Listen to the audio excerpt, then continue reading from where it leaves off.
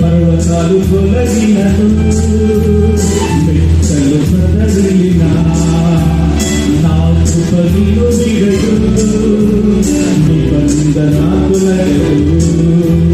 పర్వతాలు తొలగినను మెట్టలు కదలినా నా కృపను విడదు నిబంధన తొలగదు. నాతో వాగ్దానం చేస్తావయ్యా, నెరవేర్చిన యేసయ్యా.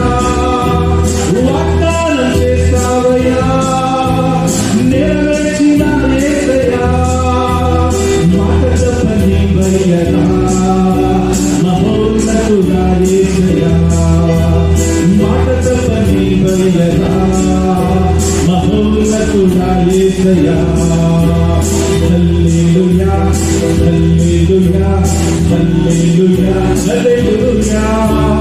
ఆరాధనా ఆరాధనా ఆరాధనా నీకే.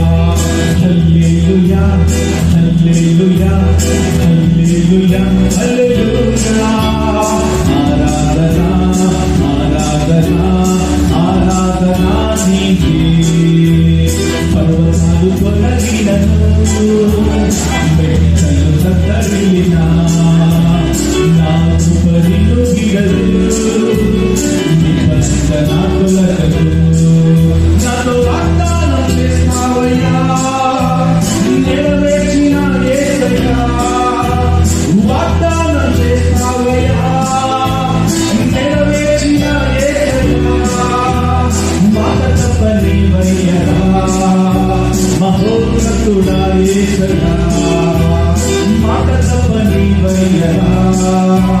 మహోన్నతుడా యేసయ్యా. హల్లెలూయా హల్లెలూయా హల్లెలూయా హల్లెలూయా. ఆరాధనా ఆరాధనా ఆరాధనా నీకే.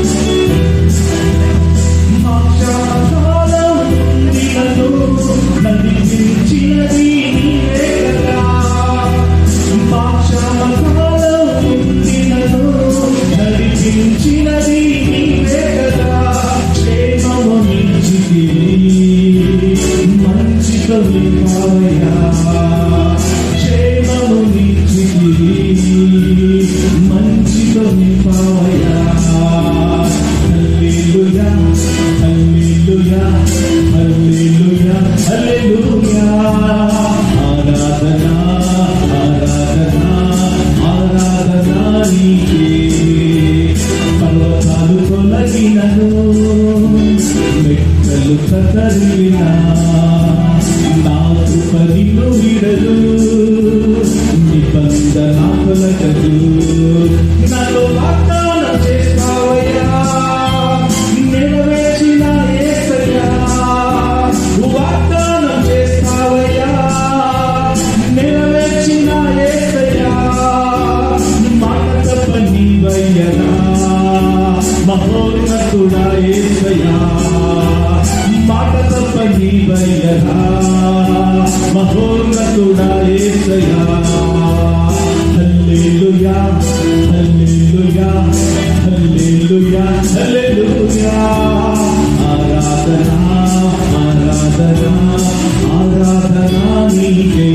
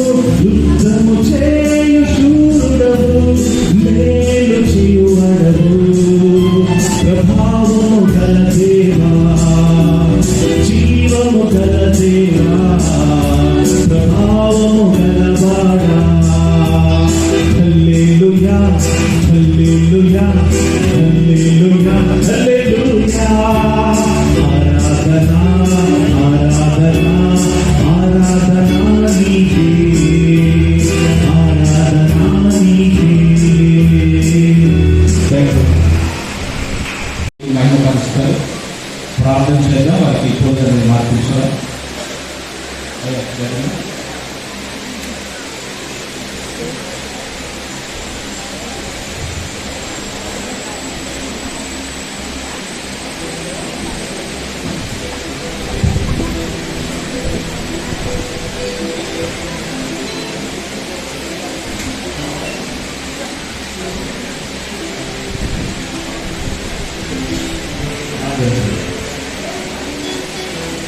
సర్వశక్తిమంతుడు అయిన తండ్రి, పరిశుద్ధిగా మీకు కృతజ్ఞత వందనాలు చెల్లిస్తూ ఉన్నాను. ఈ శ్రేష్టమైనటువంటి సమయంలో మీరు ప్రేమించి దీవించినటువంటి నవ దంపతులు వీళ్ళు జోసెఫ్ గారు, శ్రీమతి పిషాన్ వినేలా జోసెఫ్ గారు, వారిని మీరు దంపతులుగా దీవించి మీరు ఆశీర్వదించారు. వారి వివాహంలో మీరు ఘనపరిచారు. మీ నామమందు వారిని దంపతులుగా, భార్య భర్తలుగా మీరు జతపరిచి దీవించిన విధానాలను బట్టి కృతజ్ఞతలు చెల్లిస్తూ ఉన్నారు. ఈరోజు రిసెప్షన్లో నీకు మహిమకరముగా వారి జీవితాల్లో దీవెనకరంగా మారాలని కుటుంబ సభ్యులు, బంధువులు, స్నేహితులు సంఘమును ఆహ్వానించి మీకు కృతజ్ఞతాస్తుతులు చెల్లిస్తూ ప్రభువు ఈ దండలను మార్చుకోవచ్చు, ప్రభువు మమ్మల్ని జతపరిచాడు అని వారి కృతజ్ఞతాస్తుతులు మీకు చెల్లిస్తూ ఉండగా ఈ పూల దండల వల్లే వారి జీవితాలు ప్రభువు పరిమళమైనటువంటి జీవితాలుగా, స్వచ్ఛమైనటువంటి జీవితాలుగా, దీవెనకరమైనటువంటి జీవితాలుగా, ఇతరులను ఆకర్షించేటువంటి జీవితాలుగా, అందుకంటే ముఖ్యముగా నీకు ఇష్టమైనటువంటి జీవితంలో వారు బ్రతికి నీ ఎదుట వారు తల్లిదండ్రులు నీ ఇంటికి సమాధానము, శాంతిని, సంపూర్ణమైనటువంటి దీవెన పొందుకున్నట్లు మీ కృప దయచేయమని యేసు దివ్యనామమున ప్రార్థించి వేడుకుంటున్నాము తండ్రి. ఆమేన్.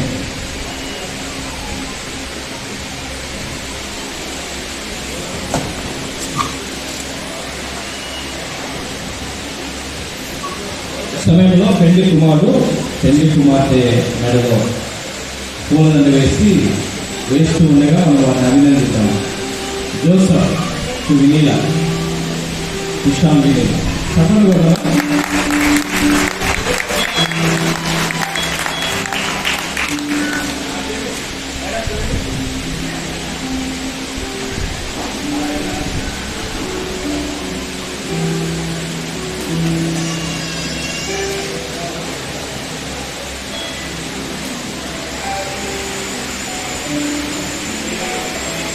ఈ సమయంలో మరి పెళ్లి కుమార్తె పిషాన్ వినీలా తన భర్త అయినటువంటి జోసెఫ్ గారి మెడలో పూలమాల వేస్తారు.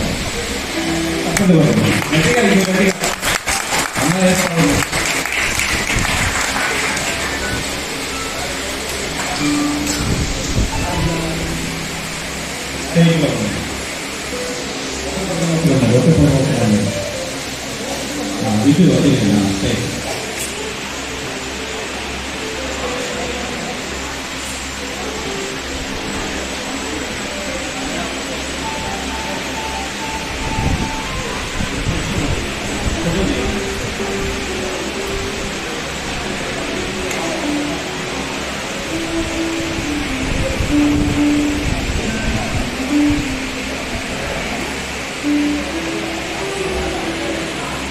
కూర్చోవలసిందిగా మనవి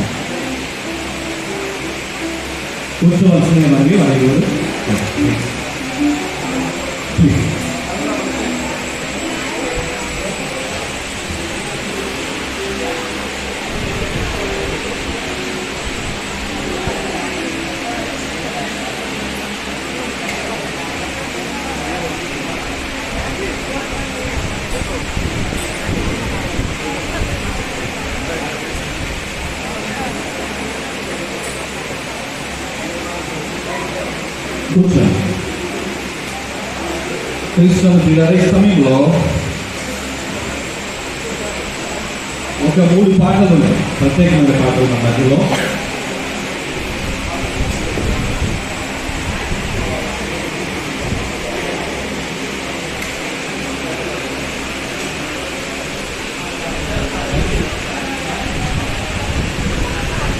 క్రీస్తు పిల్లల ఒక 4 సాంగ్స్ ఉన్నాయి. ఒక 2 సాంగ్స్ ముందు, తర్వాత బైబిల్ రీడింగ్, తర్వాత ఇంకా 2 సాంగ్స్ అట్లా మనము డిజైన్ చేస్తున్నాం. ఈ సమయంలో ముందుగా విజయ్ మనోహర్ గారు వారి ముందుకు వచ్చి పాట పాడి దేవుని మహిమ పరుస్తాం.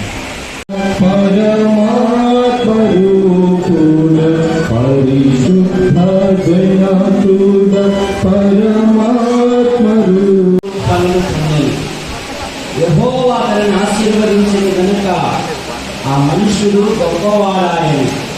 అతడు మిక్కిలి గొప్పవాడగు వరకు క్రమక్రమముగా అభివృద్ధి పొందుతూ వచ్చెను. జోసెఫ్ ఫిషర్ అవిలా నూతన దంపతులు. Vanilla fissure Avila. ఫిషర్ అనగా సమృద్ధి, యోసేపు అనగా ఫలించేవాడు.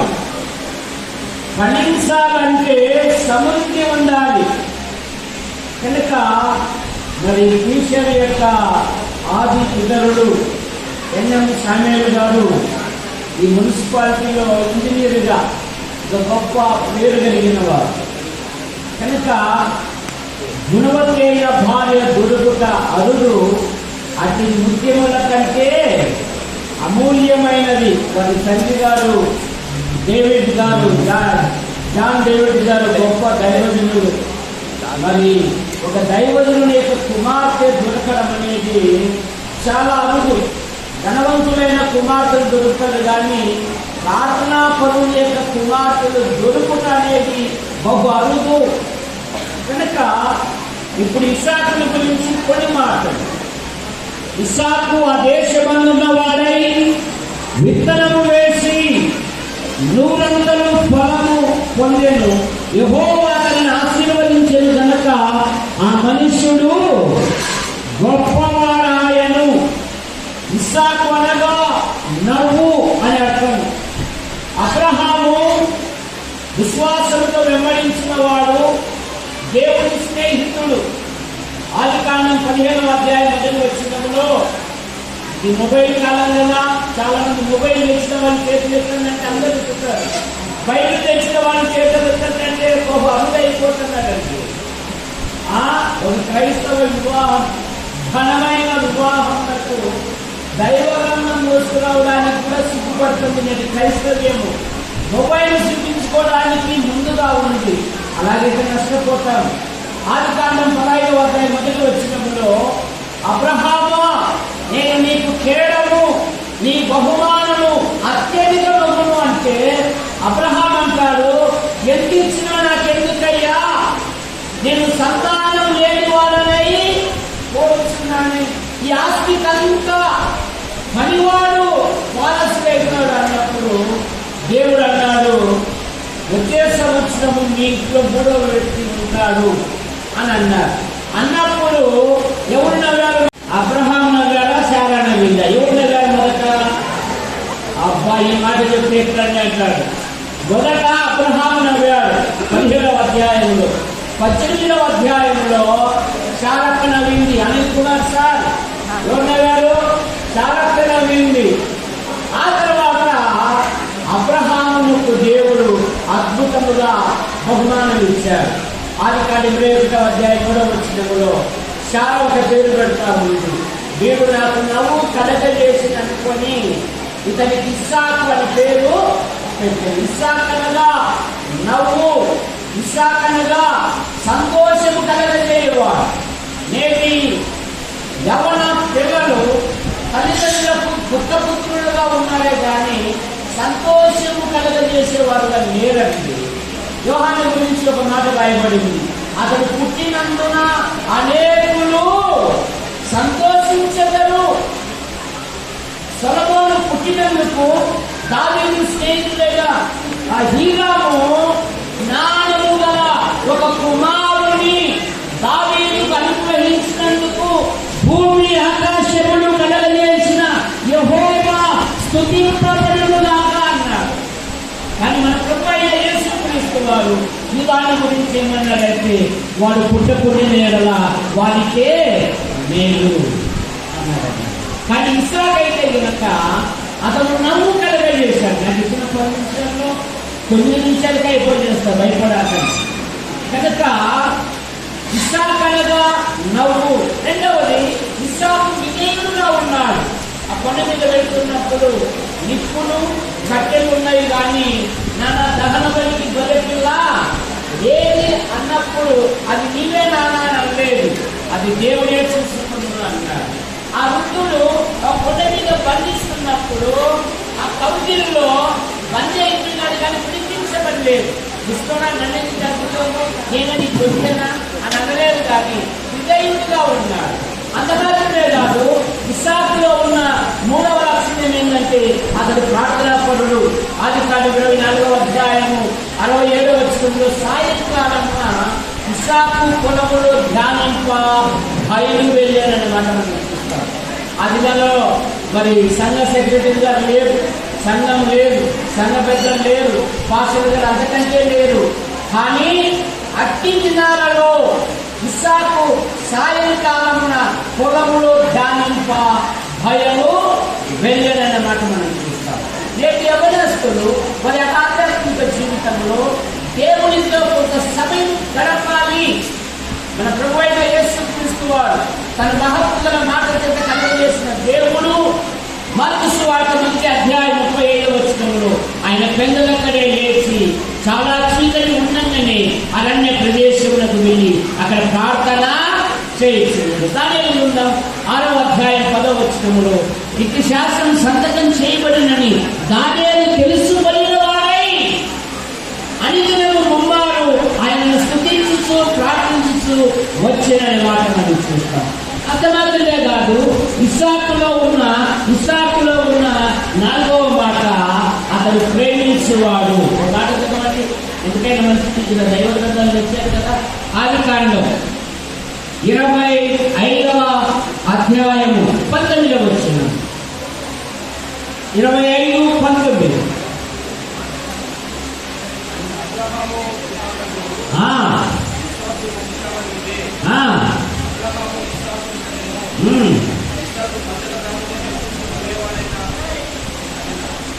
25:11 అతడు ఆమెను ప్రేమించెను అనే మాట 67వ వచనం 25వ అధ్యాయము 67వ వచనం చివరి భాగంలో అతడు ఆమెను ప్రేమించెను. యోసేపు మరి పీషాని యొక్క అమీలాలు జోసెఫ్ గారు ప్రేమ కలిగి ఉండాలి. ఏం కలిగి ఉండాలి? ప్రేమ కలిగి ఉండాలి. భార్య భర్తల మధ్య ఒకరినొకరు హెచ్చరించుకోవాలి, ఒకరినొకరు బుద్ధి చెప్పుకోవాలి, ఒకరినొకరు ప్రార్థనాపరులై ఉండాలి. కనుక ఇస్సాకు తన భార్యను ప్రేమించెను అనే మాట మనం చూస్తాం. భార్య నిమిత్తము మరి ఇస్సాకు ప్రేమించేవాడుగా ఉన్నాడు. అంత మాత్రమే కాదు, ఇస్సాకులో ఉన్న మరో లక్షణం ఏంటంటే అతడు ప్రార్థించువాడు. 25వ అధ్యాయం 19వ వచనంలో ఇస్సాకుకు వివాహమైనప్పుడు 40 సంవత్సరాలు, పిల్లలు పుట్టినప్పుడు 60 సంవత్సరాలు. ఇస్సాకు భార్య గొర్రాలు కనుక అతడు ఆమె విషయమై యెహోవాను ప్రార్థించెను. ఎన్ని సంవత్సరాలు ప్రార్థించాడు? 5-6 చెప్పాలి. ఎన్ని సంవత్సరాలు ప్రార్థించాడు? అది నువ్వే చెప్పన్నట్టుగా ఉంది మా సార్. 20 సంవత్సరాలు ప్రార్థించాడు. ఎన్ని సంవత్సరాలు ప్రార్థించాడు? 20 సంవత్సరాలు. 40 సంవత్సరాలు అప్పుడు పెళ్లి చేసుకున్నాడు. 60 సంవత్సరాలకు దేవుడు ఇద్దరు కుమారులను బహుమానంగా ఇచ్చాడు. అతని భార్య కొరకు ఇస్సాకు ఏం చేశాడంట? ప్రార్థించాడు. మరి ఎంతమంది భార్య నిమిత్తం ప్రార్థిస్తున్నారు? ఎంతమంది భర్తల కొరకు ప్రార్థిస్తున్నారు? చాలా జాగ్రత్త. ఇవి రాకడ దినాలు, అంత్య దినాలు, అపాయకరమైన దినాలలో మన కుటుంబాలను, మన పిల్లలను కాపాడుకోవాలంటే ఒక్క ప్రార్థనే ముఖ్యం. ప్రార్థన లేకపోతే నష్టపోతాం. యోగుని గురించి ఎంత అవుతాము? తూర్పు దిక్కున యోగు ఒక మనుషుడు ఉండేను, యథార్థవంతుడు, న్యాయవంతుడు, దేవునికి భయభక్తి కలిగిన వాడు, చరిత్రను విసర్జించిన వాడు, నీతిమంతుడు, జనులలో అతడే గొప్పవాడై ఉండేను. కానీ ఆస్తిని బట్టి ఎక్కడ ఫ్లాట్లు పొందామా, ఎక్కడ తోటలు పొందామా, ఎక్కడ షేర్లు పొందామా ఈ మనసు లేదు. పెద్ద కుటుంబం, 7 కుమార్తెలు, 1 కుమార్తెలు, తన పిల్లలు పాపము చేస్తుంది. దేవుని కోపానికి, దేవుని శాపానికి, దేవుని భద్రతకు ఎక్కడ గురి అవుతారని ధనవంతుడైన యోగు, యథార్థవంతుడైన యోగు, దేవునికి భయభక్తులు కలిగిన యోగు, చెడుతను విసర్జించిన యోగు అరుణోదయమే వారిని పవిత్ర పరుస్తూ వచ్చాను. యోగు నిత్యము అలాగూ చేయించుంటాడు. అందుకని యోగు 2 ఆశీర్వాదం పొందాడు. మాటలు పక్కన పెట్టండి. ఇవి రాకడ దినాలు. మనమే విలువైన పోలు మన పిల్లలకి ఇస్తూ ఉన్నాం. దుష్ట సహవాసము, మంచి నడవడిని, చెరుపును బయటికి ఇవ్వడం లేదు. నానా సంవత్సరానికి 20,000 పెట్టుకుని నాన్న పోలు కొనిచ్చాను. ఆయన ఫ్యామిలీ కోసం మన స్టాండర్డ్ తగినట్టు ఉంటారా? జాగ్రత్త పిల్లరా, మన పిల్లలకు దైవ గ్రంథాన్ని అందించారు. మన పిల్లలను దేవుని పక్కనే నడిపిస్తే వారి జీవితంలో దేవుడు అద్భుతమైన కార్యాలు జరిగిస్తాడు. ఇది 2 మాటలే. ఇస్సాకును దేవుడు ఆశీర్వదించారని అన్యులు సాక్ష్యం ఇస్తున్నారు. ఆదికాండం 26వ అధ్యాయంలో 26వ అధ్యాయం అయిపోయింది అన్నమాట. 26వ అధ్యాయము వాళ్ళు ఒక మాట అంటున్నారు. 29వ వచనం, మేము నీవు ముఖ్యంగా ఒక శ్రేష్టమైన మాట ఉంది. పంపిణేసుకుని గనక నీవు మాకు కీడు చేయకున్నట్టు నీతో నిబంధన చేసుకున్నావు అని. ఇప్పుడు నీవు యెహోవా వలన ఆశీర్వాదము పొందిన వాడవి. ఇప్పుడు నీవు యెహోవా వలన ఆశీర్వాదము పొందినవాడు అనేది. తర్వాత 7వ మాట వాడు అంటున్నాడు, దేవుడు నీకు తోడుగా ఉన్నాడు. 28వ వచనములో వారు నిశ్చయముగా యెహోవా నీకు తోడై ఉండుట చూస్తుంది. దేవుడు తోడుగా ఉంటే నువ్వు కలంలో ఉన్నా, కళ్ళంలో ఉన్నా, మరుగై ఉన్నా, ఒకనొక దినమున అందరూ చూస్తున్నామనే దేవుడు ఉన్నతమైన స్థానంలో ఉంటాడు. ఉదాహరణ, దావీదు ఇంటిలో ఇంటర్వ్యూ జరుగుతూ ఉంది. అందరూ అనుమతి అయిపోయారు. సమయం అడుగుతున్నాడు, ఏమయ్యా ఇంతమంది అయినా చిన్న ఉండేది ఎవరైనా ఉన్నారంటే, అయ్యా ఒకడు ఉన్నారయ్యా, వాడు పొలంలో ఉన్నాడు, తీసుకొని నాకు అతను రాగానే ఇదిగో నేను కోరుకున్న వాడు ఇతరే అని చెప్పి దేశములో మనుగైన వార్తను నాటిని సాధించాడు. ఈ శుభ తరుణములో ఎవరైనా ప్రభువుని అంగీకరించలేదా? మానవుడు పాపంలో పుట్టి, పాపంలో పెరిగి, పాపంలో జీవిస్తూ పాప పరిహారం కొరకై అనాది నుండి అనేకమైన ప్రయత్నం చేస్తున్నారు. మానవ ప్రయత్నములు దేవుడు దేవుడే లోకముని ప్రేమించి యేసుక్రీస్తునామములో పూర్వకానికి వచ్చి మానవుల పాపముల కొరకు, దోషముల కొరకు, అపరాధముల కొరకు ఆయన శిలువలో బలియాగమయ్యాడు. ప్రభు అయిన యేసుక్రీస్తు వారు అన్నారు, నా మాట విని నన్ను పంపిన వాడిని విశ్వాసించి ప్రతివాడు నిత్య జీవము గలవాడు. వాడు మరణములో నుండి తీర్పులోనికి రాక జీవంలోనికి దాటి ఉన్నాడు. మరో వివాహ మహోత్సవం పరలోకంలో జరుగుతుంది. ఆ వివాహ మహోత్సవం మనము ప్రత్యక్షత కావాలంటే ప్రభు అయిన యేసును అంగీకరించాలి. కాబట్టి ప్రియులారా, ఇస్సాకు ఆశీర్వదించబడడానికి కారణం ఏమంటే అతడు నవ్వు కడగ చేసేవాడు, అతడు విధేయుడు, అతడు ధ్యానించేవాడు, అతడు ప్రార్థించేవాడు, అతడు ప్రేమించేవాడు, అతడు ఆశీర్వదించబడ్డాడు. యెహోవా అతనికి తోడుగా ఉన్నాడు. ఒక్క మాట 2 సమూయేలు 5:10 దావీదు అంతకంతకు ప్రబలెను, సైన్యములకు అధిపతి యెహోవా అతనికి తోడుగా ఉండేది. కనుక యోసేపు ఫలించని కొమ్మ, జోసెఫ్ గారు ఫలించని కొమ్మ.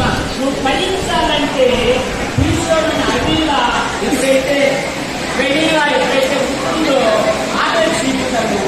మరి కృష్ణుడనగా సమృద్ధి యేసేపు నీతి మూట యొక్క ఫలించేది వాడు అనే మాట కనుక యోసేపు ఫలించాలంటే సమృద్ధి అయినా పాపం కదా కృష్ణుడనే కన్యక యోసేపునకు దేవుడు అనుగ్రహించడం కనుక ఈ ఆధ్యాత్మిక జీవితంలో లోకంలో ఎక్కడ నివసిస్తున్నాను ఆయన తోడుగా ఉంటే దేవుడు మిమ్మల్ని ఉన్నతమైన స్థానానికి ఉంటాడు. కాబట్టి ఈ ఆధ్యాత్మిక జీవితంలో అనుకున్న కార్యక్రమం ఉండాలి, చక్క సహవాసానికి వెళ్ళాలి. ఆదివారం జాలిడే హాలిడే కాదు, the holy day, the last day, ప్రభు దినము, ప్రభుని ఘనపరిచే దినం, ప్రభుని హెచ్చించే దినం, ప్రభుని మహిమపరిచే దినం, ప్రభును ప్రశంసించే దినం కనుక ఆదివారం నీవు నీ భార్యతో దేవుని సంఘానికి వెళితే దేవుని హెచ్చిస్తాడు. నాకు ఇచ్చిన అవకాశాన్ని బట్టి, మీ అందరిని బట్టి, పెద్దలను బట్టి ప్రభు అయిన యేసు క్రీస్తు నామములో వందనాలు తెలియజేస్తున్నాను.